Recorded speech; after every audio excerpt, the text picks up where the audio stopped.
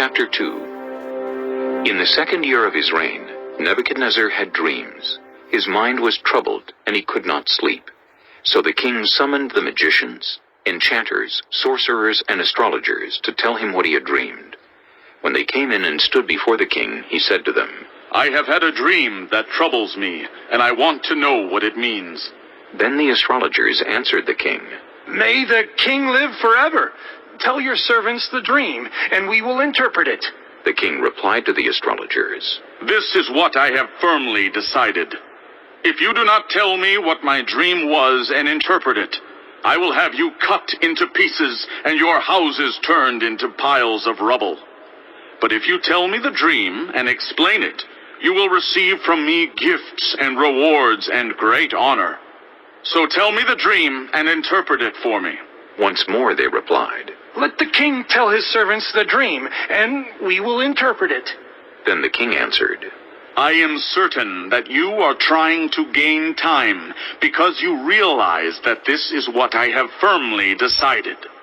If you do not tell me the dream, there is only one penalty for you. You have conspired to tell me misleading and wicked things, hoping the situation will change.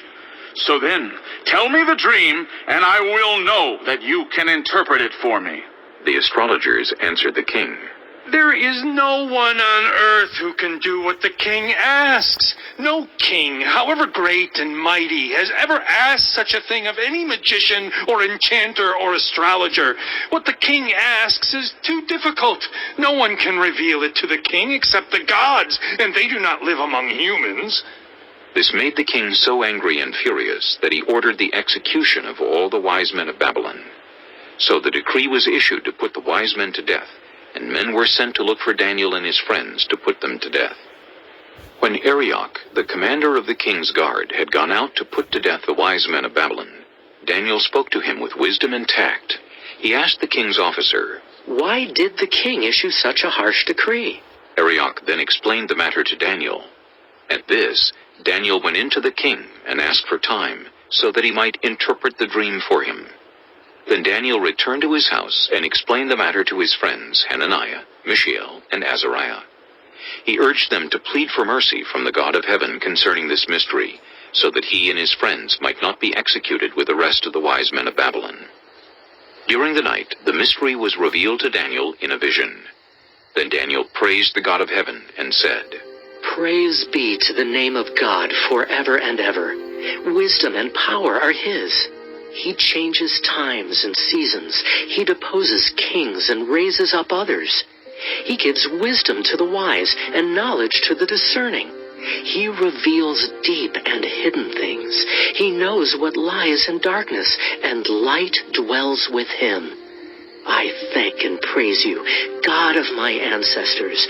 You have given me wisdom and power. You have made known to me what we asked of you. You have made known to us the dream of the king."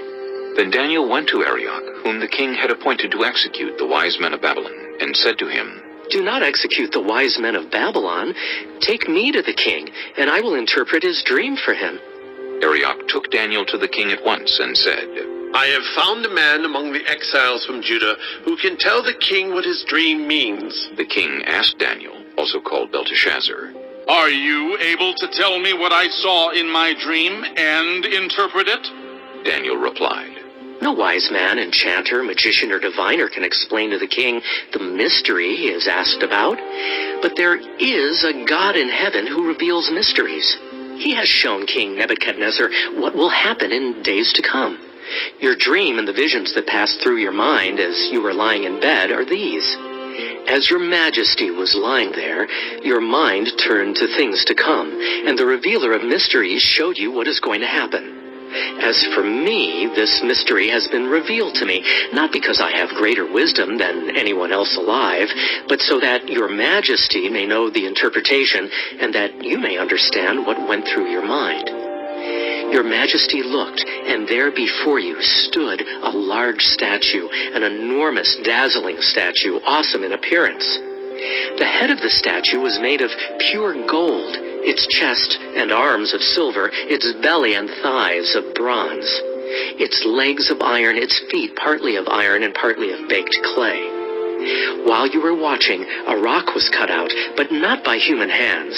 It struck the statue on its feet of iron and clay and smashed them.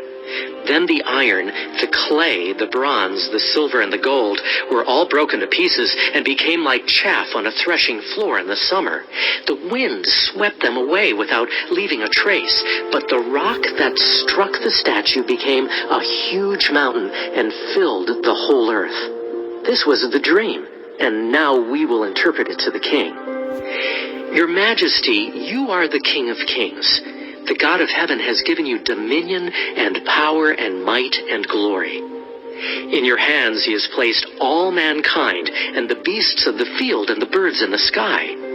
Wherever they live, he has made you ruler over them all. You are that head of gold. After you, another kingdom will arise, inferior to yours.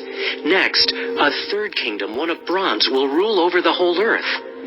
Finally, there will be a fourth kingdom, strong as iron, for iron breaks and smashes everything, and as iron breaks things to pieces, so it will crush and break all the others. Just as you saw that the feet and toes were partly of baked clay and partly of iron, so this will be a divided kingdom. Yet it will have some of the strength of iron in it, even as you saw iron mixed with clay. As the toes were partly iron and partly clay, so this kingdom will be partly strong and partly brittle.